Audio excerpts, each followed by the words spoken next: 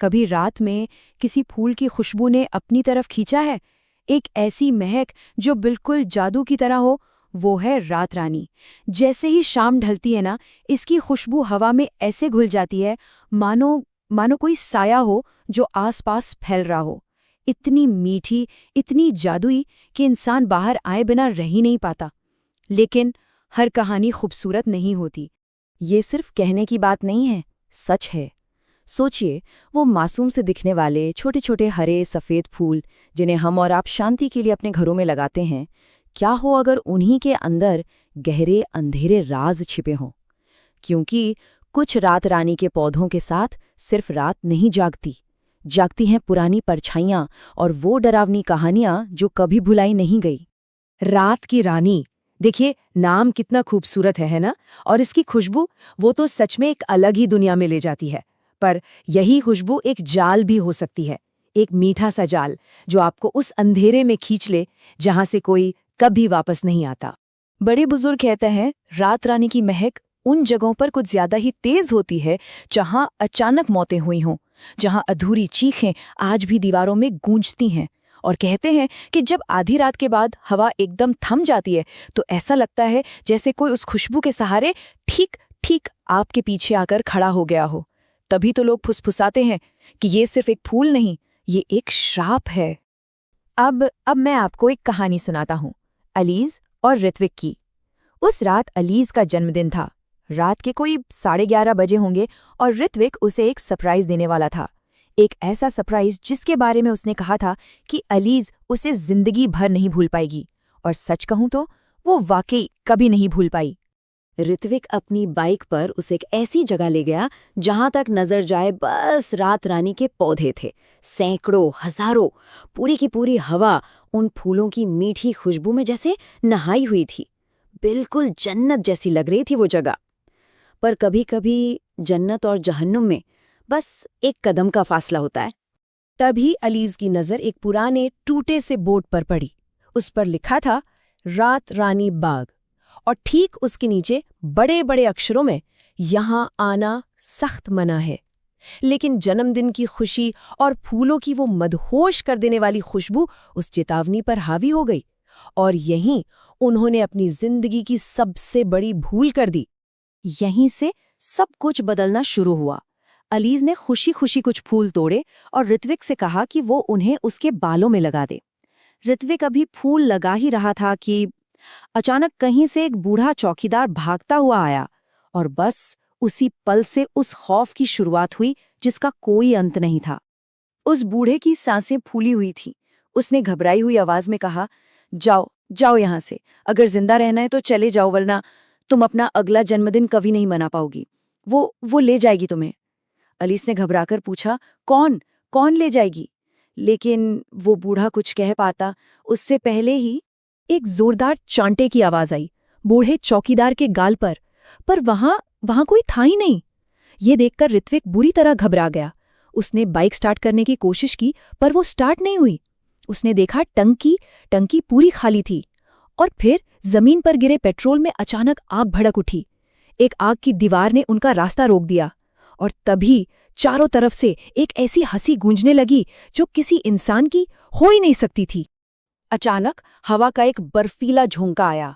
रात रानी की वही मीठी महक अब इतनी भारी, इतनी दमघोटू हो गई थी कि अलीज का सिर घूमने लगा, और उसे साफ साफ महसूस हुआ जैसे कोई अनदेखा हाथ उसके बालों में लगे फूलों को धीरे से सहला रहा हो। इससे पहले कि ऋत्विक कुछ भी समझ पाता, पास की झाड़ियों से एक काला घना धुआं निकला और सीधा एलिस के चारों तरफ लिपट गया।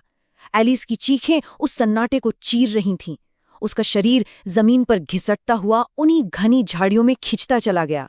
आग की दीवार ऋत्विक के सामने थी, और जब तक वो आग बुझी तब तक एलिस गायब हो चुकी थी। ऋत्विक पागलों की तरह अलीस का नाम चिल्ला रहा था।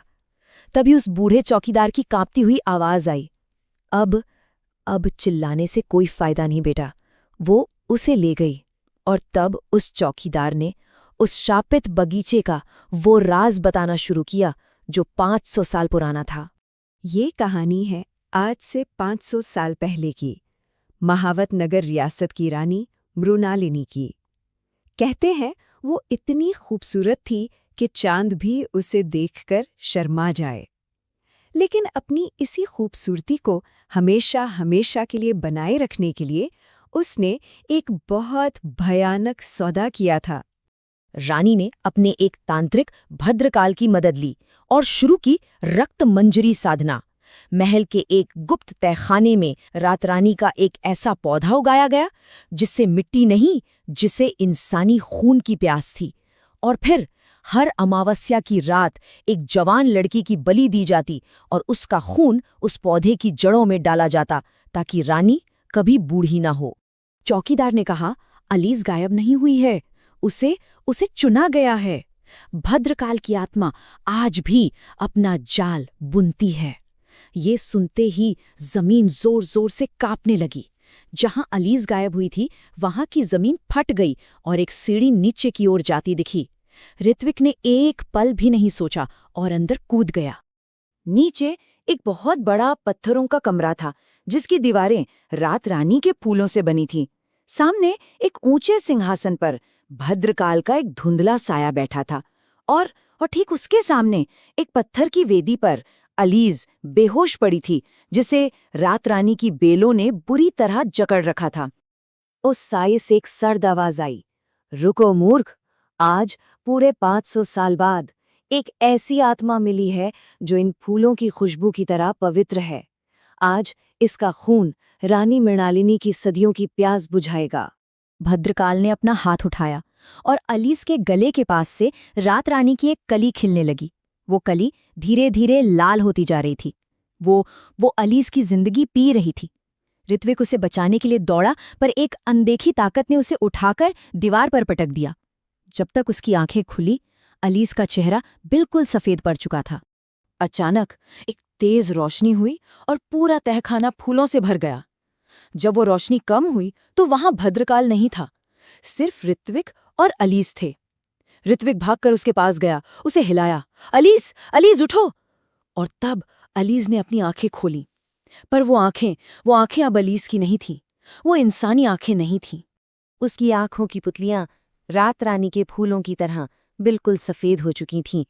वो धीरे से मुस्कुराई, पर वो मुस्कान अलीज की नहीं थी। वो उस रानी की थी जिसने अब उसके जिस्म पर कब्जा कर लिया था। वो उठी और धीरे से ऋत्विक के कान में फुसफुसाई, शुक्रिया ऋत्विक, मेरा नया शिकार यहाँ तक लाने के लिए। इतना कहते ही अलीज का जिस्म धुएं में बदल गया और हवा में बस रात रानी की वही मीठी, जादुई और खूनी खुशबू रह गई। और ऋत्विक, कहते हैं, वो आज भी उस रात रानी बाग के बाहर पागलों की तरह घूमता है। उसके हाथ में हमेशा मुरझाए हुए फूल रहते हैं, इस उम्मीद में कि शायद किसी रात उसकी अलीज लौट आएगी। लोग कहते हैं कि वो रानी आज भी एक नए जिस्म में, एक नई पहचान के साथ हमारे बीच ही कहीं है। और वो शापित बगीचा, वो आज भी अपने अगले शिकार का इंतजार कर रहा है, बस एक नए मुसाफिर का, जो उस रात फूलों की खुशबू के धोखे में उस चेतावनी को नजरअंदाज कर दे।